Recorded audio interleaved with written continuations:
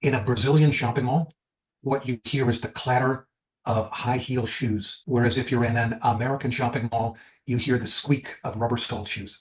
Huh.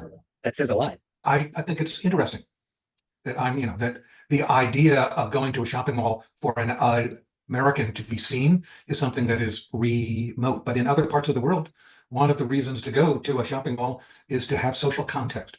Hmm. Welcome to the Commercial Real Estate Power Players Podcast with your host, Harley Sentner.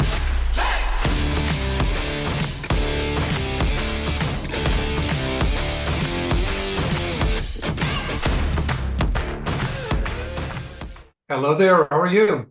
I'm doing great, thanks. It's a pleasure having you on, and I appreciate you making the time to speak with me about your experience in the retail industry and also covering so many other facets. I think you've explored so much in your career. Well, I'm happy to be with you. Sorry, I'm not in Miami. I was just there last fall. I was at the Hard Rock Casino. I gave the closing speech at the National Association of Realtors. Awesome. Okay, yeah. So, you've written so many books about the retail industry, and my field of commercial real estate, particularly in retail, there's a lot of crossover, and I think it's important for real estate advisors in the retail space to really understand shopping habits and data and psychology and really all the things that you've written about in your book. So, I was curious if maybe you could speak a little bit about, consumer psychology. And one thing that I found really interesting in your books was the idea that the different genders, men and women think differently and purchase differently. So I was curious if maybe you could elaborate a little bit on that and what you've discovered in your research. Well, let me just back up here and give you context. And 40 years ago, I used to teach in a doctoral program in environmental psychology, or the effect that space has on people's behavior. My specialty back then was field work. I was part of the team also that would go to different cities across the country and rewrite commercial zoning ordinances based on traffic patterns and topography. I worked from New York to Chattanooga to Cleveland, whatever, but I had my moment of professional epiphany on the roof of a building in Seattle. 60 stories up, I was installing the cameras on the edges of the building to record the traffic patterns on the streets below. And there was a stiff wind blowing, and I could feel the building rocking in the breeze. I'm 6'4" tall. The joke that I tell is I sometimes get height sick with two pairs of socks on. And on the roof of that building, I promised myself that I'd reinvent my profession. A week later, I was standing in a bank in New York City, getting madder by the moment, and realized that I could modify some of the tools that we'd been using to look at how a city worked to take inside a bank or a store or other commercial spaces and see how they worked. I was very surprised stepping off into the world of market research in retail, in banking, that so much work was based on the interview, whether quantitative. But I understood from my work that what people say they do and what they actually do are often different. And we were able to start going into retail stores. And one of the things that made our service so popular is that we were able to go in and make immediate tactical suggestions. Here's something we should try right now. And the merchant was able to see the results very quickly. So unlike the fancy consulting firms who deal with strategy issues, we were able to start with tactics. And starting with tactics, we were able to get to strategy. And we worked, if you think of the 25 largest merchants in the US, we did testing for, I think, 17 out of 25. If you think of the 100 largest merchants across the world, we worked for more than half of them. So over the course of my career, I've worked in 50 different countries. And part of what's been interesting is recognizing that in retail, there are the biological constants, the things that stay the same. 90% of us are right-handed.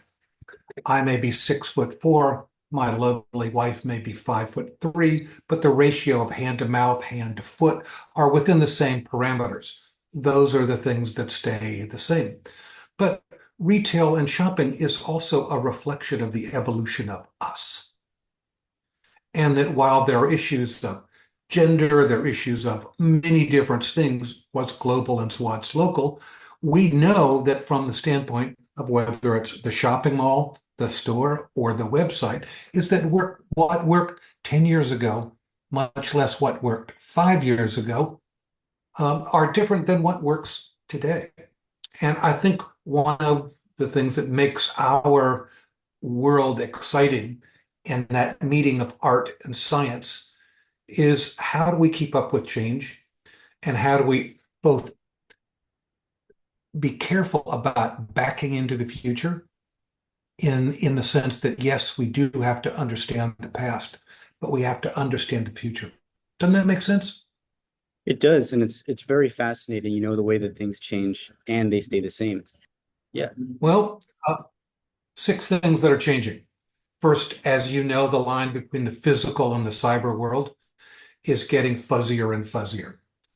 And whether I'm the merchant or whether I'm the mall operator, is understanding that fuzziness is a very important issue. Second is the changing status of gender here. And this is, we have uncoupled sex from procreation, the changing status of women and men.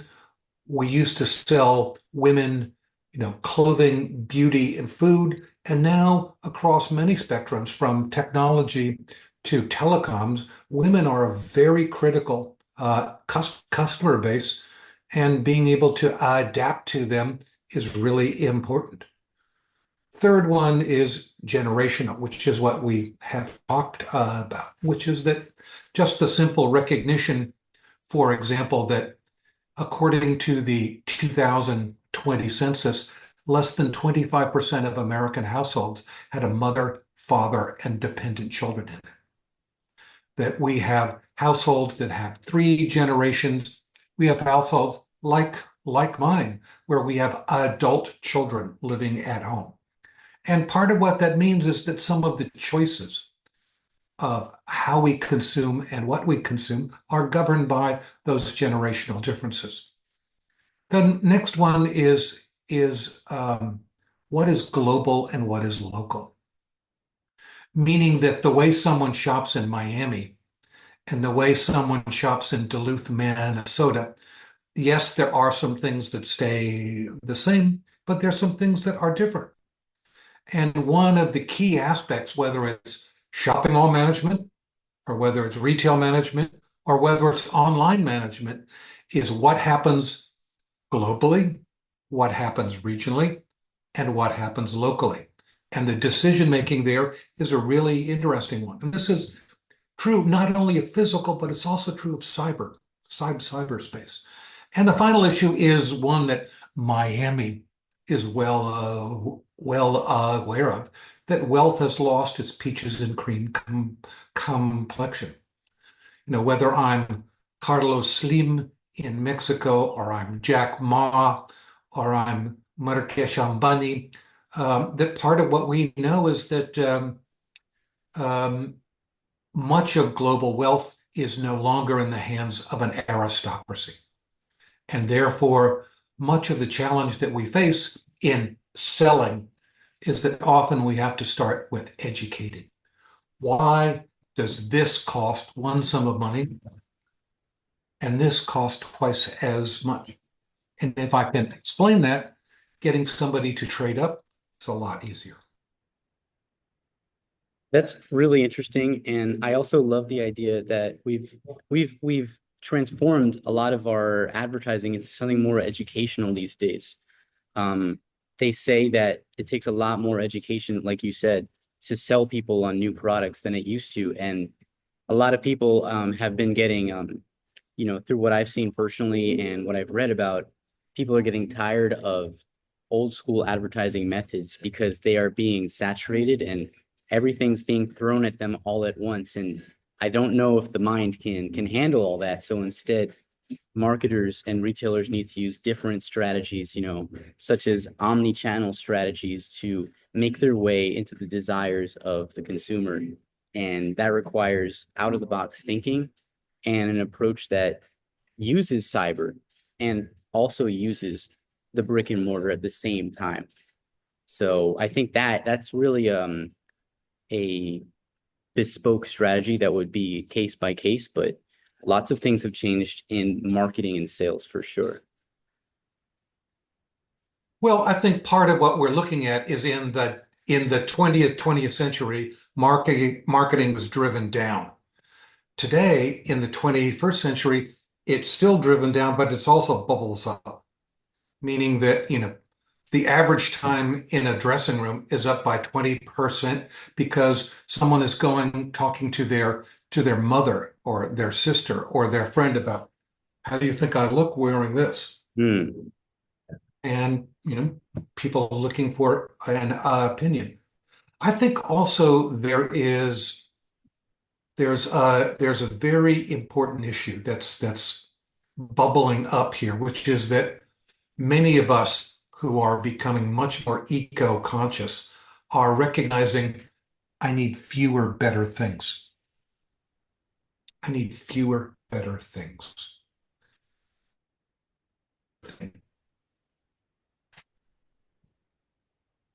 Can you elaborate on that? Fewer, better things. Is that for appearance? Well, part of what it means is, am I wearing something that's going to wear out within a year, or am I wearing something that I can wear for a period of time? Um, what am I, what am I throwing out that I shouldn't be throwing out? Um, what is the difference between something that cost $49 and something that cost $149, and why is it better and why is it worth the extra $100? Right. I see. Now I see where you're coming from on that.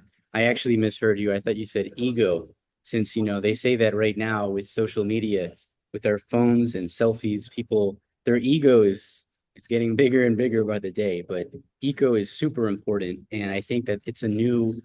I don't Eco. think it's Yeah. new, but I think it's growing that people care a lot more, and a brand can really ride off of advocating for environmental health and also people's physical health too. uh I was just earlier at this store, a restaurant, a quick service retail establishment that's serving seed oil free burgers, and I thought that was really interesting. And a lot of people are not just focusing on the health of the environment but also physical health of themselves. So things like that can really differentiate a brand. A lot of people don't want to go eat the same fast food that they did in the last generation because now we know a lot more about what it does to people's health and what things like factory farming and mass scale agriculture do to the world. So if people can individually do something to make a dent, then they might. In writing this book, I adjusted my diet and I lost more than 25 pounds. Wow. My blood pressure went down, my cholesterol went down. But yeah, and it's based on knowledge, okay? Meaning that it doesn't mean don't eat it. It means understand what you're eating and being able to make more focused choices. So I think you're absolutely right that I haven't eaten at McDonald's or Burger King in many, many years. Um, and I'm sort of glad that Donald Trump is because maybe God will choose to make him pay the consequences of being you know, a quarter pounder addict here. Yikes. Yeah, it's definitely a new trend that's going on where people are avoiding that stuff. So retail brands need to shift their strategy and Have you heard of any of the ways that these big behemoths are kind of adapting to the new culture, or are they staying with their old model? Well, I think, historically retail is about birth and death. Okay. Uh-huh. And if you think of the 10 largest merchants decade to decade, it changes. I mean, do you remember, from, Sears to Montgomery Ward's to Kmart to whatever? I think this is true not only of stores, but it's also true of, restaurants, which is that the degree to which they can adjust what their offering is, not just in terms of, nationally, but also, locally. Um, when was the last time you were in Texas? About 3 months ago. Have you ever been to a Buc-ee's? I think I did. I did go once. Okay. I mean, Buc-ee's is what was started as a convenience store chain on the highway and is now a Texas phenomenon. Now I go and look at the Buc-ee's here, and it does a magnificent job. It's selling to 4-year-olds, it's selling to 60-year-olds, it's selling to teenagers. But I look at it and go, would that ever work in Connecticut where I live? And I went, I don't think so. Okay. On the other hand, in Texas, it does just fine. Yeah, that's really interesting. I think likewise, I don't think that in, downtown Miami area, model like Bucky's would work either. Especially where people don't drive their cars as much because it's a big drive-in concept, right? Parking intensive, so you need space Yeah, and it's true. It's true. I mean, Texas, yeah. But I mean, part of what we're also looking at is that Miami, in effect, is now the capital of the Latino world. And from both, the broader Caribbean market to the broader Latino market. One of the things I think is interesting is I've been working in Brazil on food courts here. And the food courts are looking at the variety of different types of Latino cuisine that can all be brought into the same place. And I think this is a concept that I saw in Asia. As you probably know, I grew up in Asia. Um, but these are ways of being able to adjust.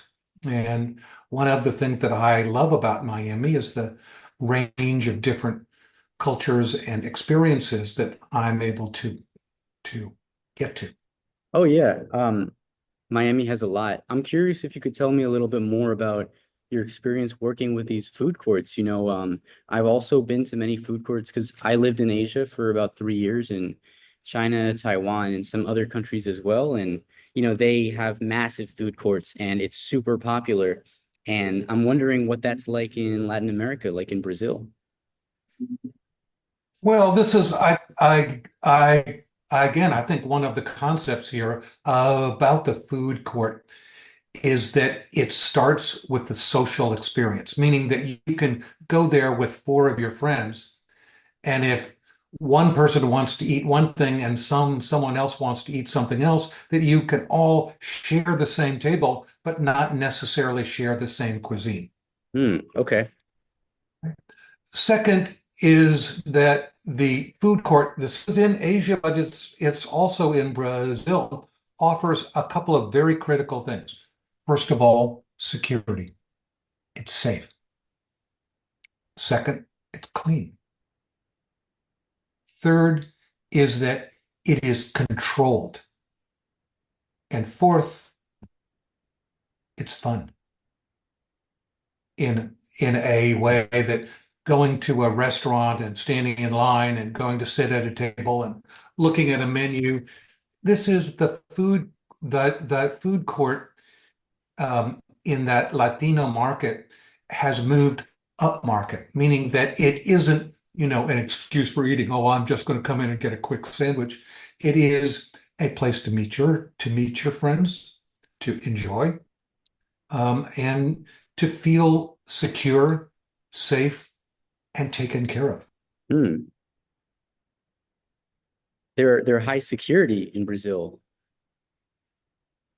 You know, one of the things that we did, I served on the board of a Brazilian shopping mall company for many years.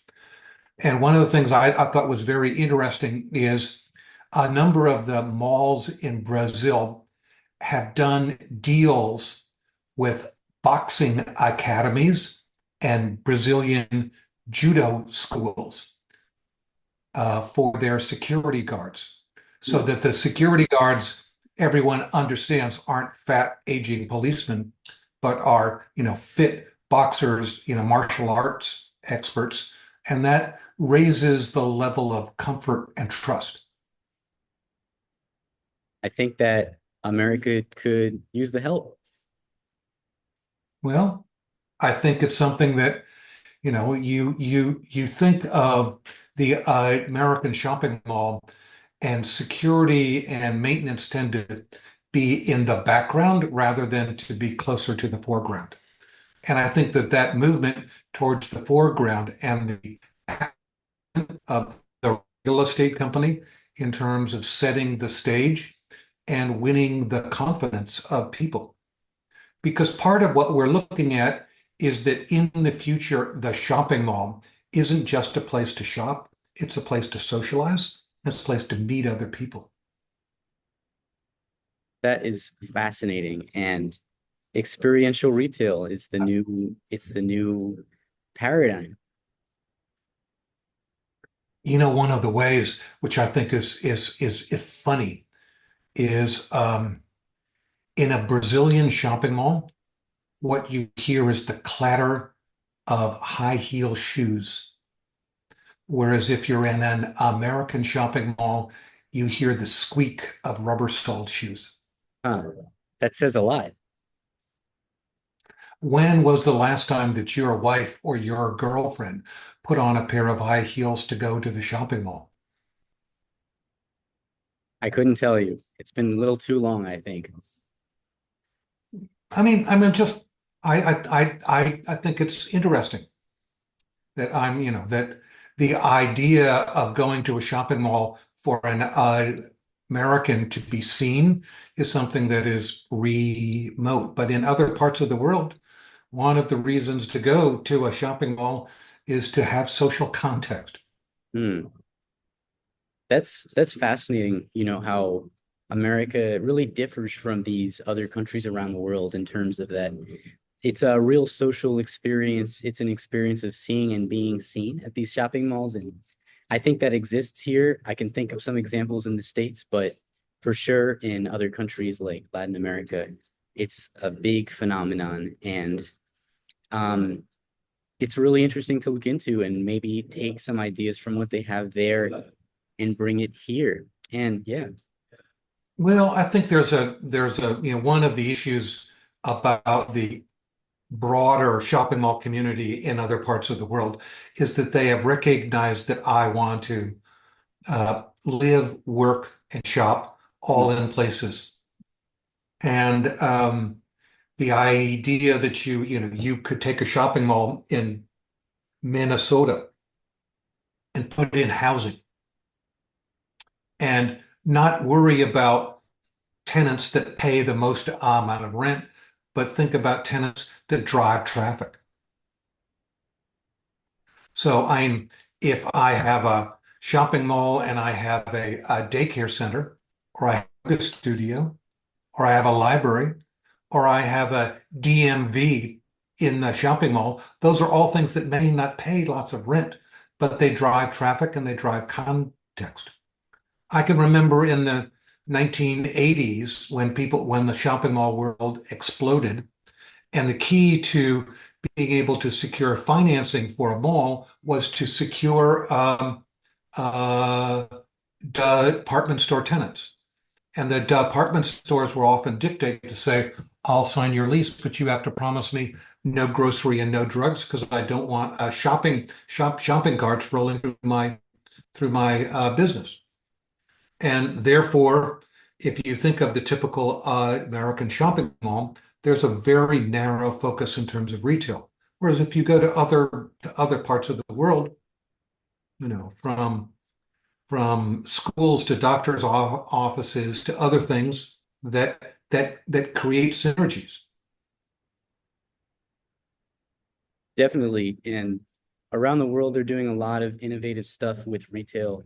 Some of it I've seen myself, and I've also read about it on the news that some of these major growing cities are using strategies like this and turning it into a work, live, play scenario. And Miami is working on this as well in the downtown areas. That's a big ethos, the live, work, play concept that developers and people in the retail and real estate community are focusing on. And I also think of places like Dubai, where I haven't been yet, but they have an indoor skiing mountain inside of their mall, which I just think is fascinating, especially because it can be over 100 degrees Fahrenheit over there. Well, I've been working in Dubai for more than 25 years. Okay. And you know what's cool about the that ski thing is, do you know what makes money is the outdoor cafe Really? where people can go sit outside and be able to sit in, a cold temperature and be able to have hot drinks or cold drinks. That is interesting. They romanticize it, but it's a lot different, as you know, if you live in the Northeast than living it.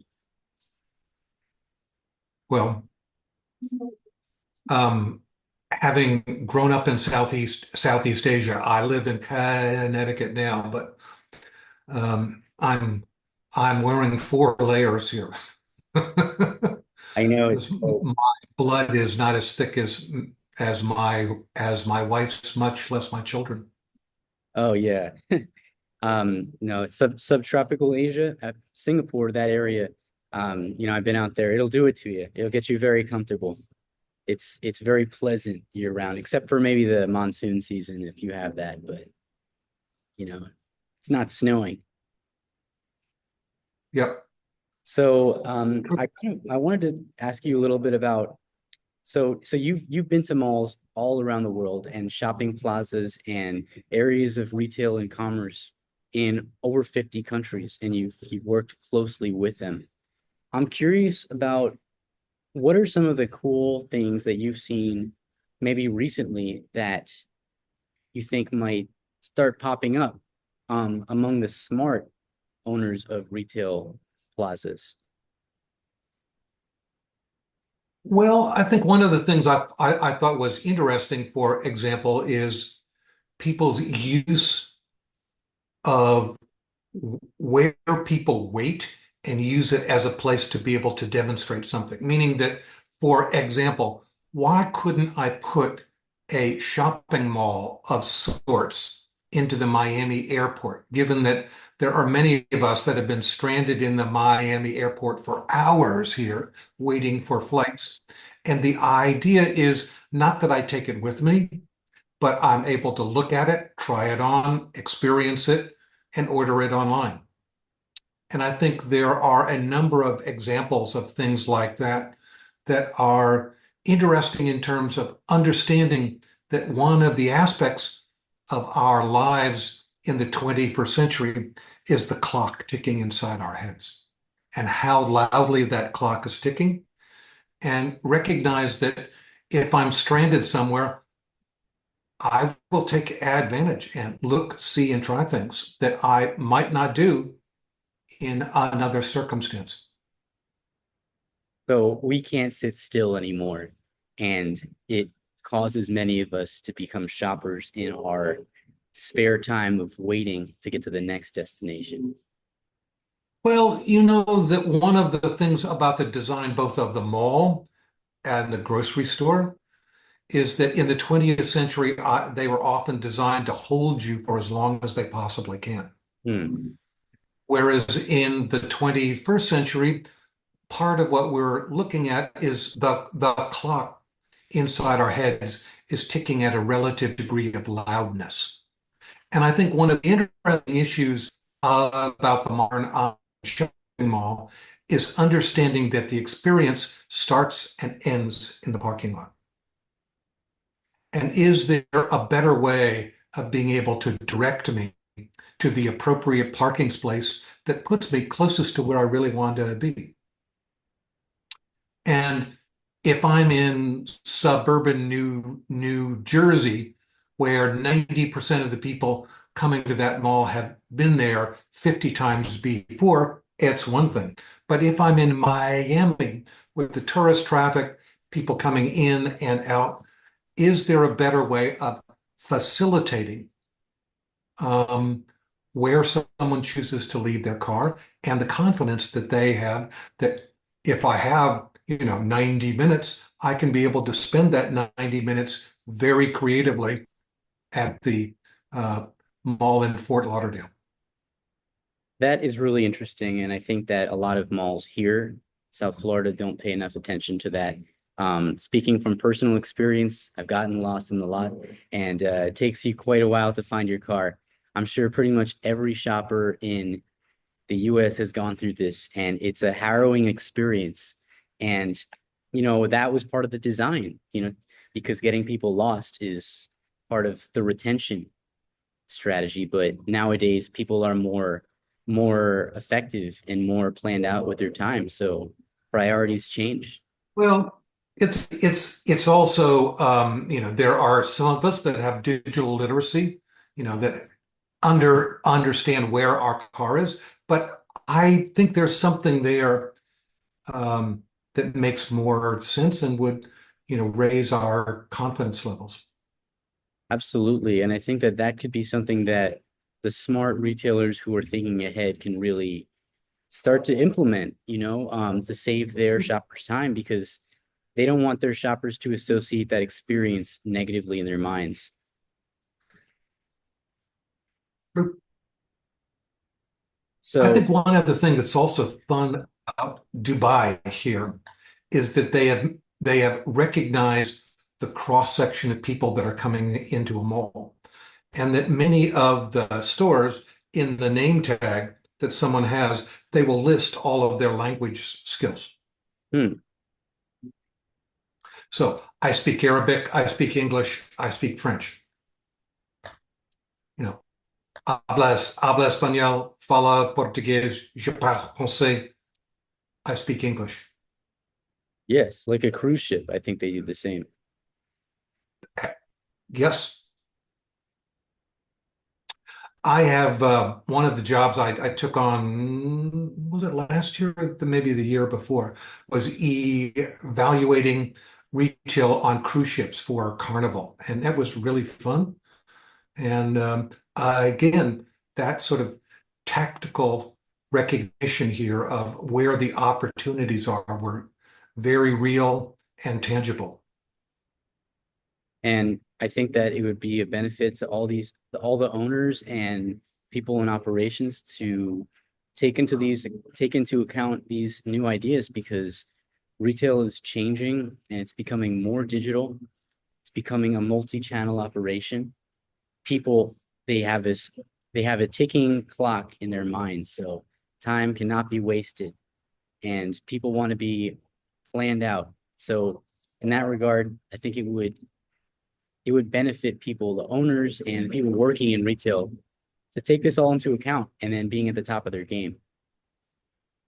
Well, and tell them that one of the things I really love doing is giving store clinics or mall clinics where I take a group of senior executives into their store or their mall and give them a I love that. And I'm sure that they are bewildered by what you tell them and what they realized in their own stores. well, I'm a very firm believer in edutainment. That if I can make people laugh, and I can make people chuckle, and I can make people shake their heads. Part of what I'm trying to do is to change their prescription about the world that they're already familiar with. And in changing their prescription, we can help them both make tactical and strategic decisions that are better and more constructive. I'm sure that they learn a lot from that experience. It's it's fun. I bet it is. And are you working on any projects right now that you'd like to share? Oh yeah, of course. I just finished doing the the closing speech at the Category Management Convention in San Antonio. I'm going back to Texas to the South by Southwest, and one of the presentations I will be giving is the future of caring, talking about, the drug, the aging consumer, whatever, and how do we do a better job of caring for our customers and understanding their needs. And then I'm going to go off and work for the Western National Park Association, looking at gift stores and retail vendors inside of select Western national parks. That's really eclectic. Well, I worked on national parks early in my career, and at this point in my life, I'm trying to be able to take on, you know, lucrative assignments, but also virtuous ones.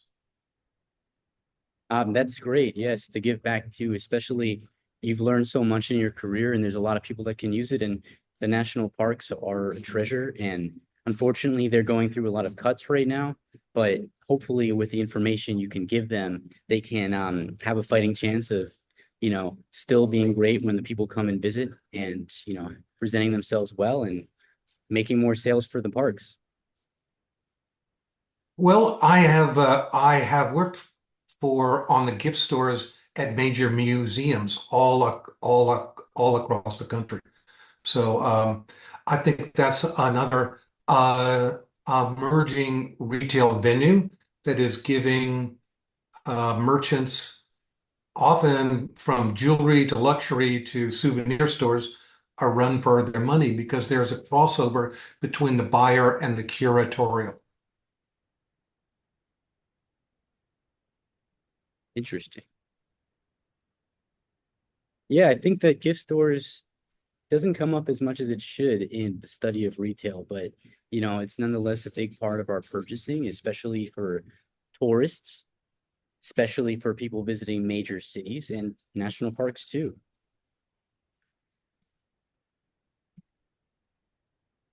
Well, I think it's also the recognition that museum stores have three categories of customers. One is the true tourist, the second is the member, and the third is the patron. Do you know, can you tell me what you think the highest priced item at the American Museum of Natural History gift store is?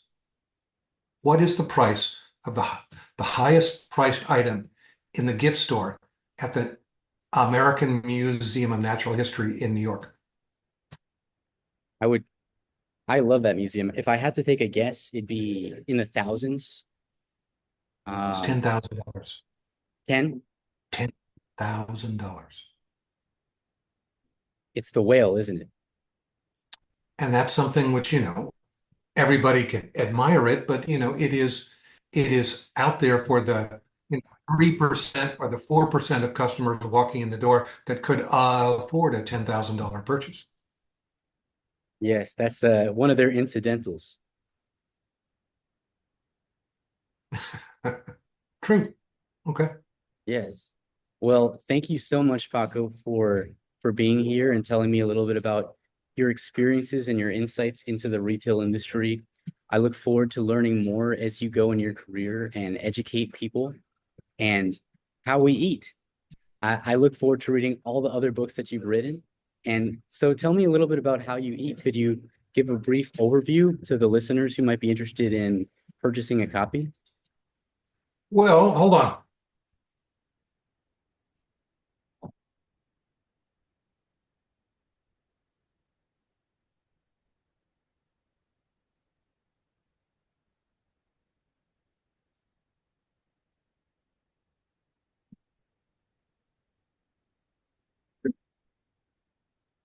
This you can find on Amazon. What women want. what women want. This one is out in 14 languages and talks about from homes to stores to offices, how do we make things more female friendly? And it's interesting because it isn't about morality, it's about economics. That is really interesting. And I love that you're taking this topic that is This one is also out in 14 languages and is, yeah. many people have said, was published 10 years ahead of its time. Okay? Because it is more relevant today than it was when it was published. Hmm.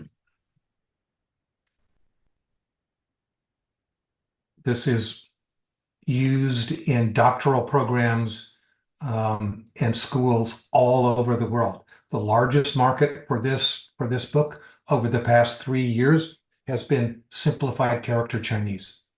Wow. And then, of course, for the Latino market, is recognizing that all of my books are available in Spanish. Love it.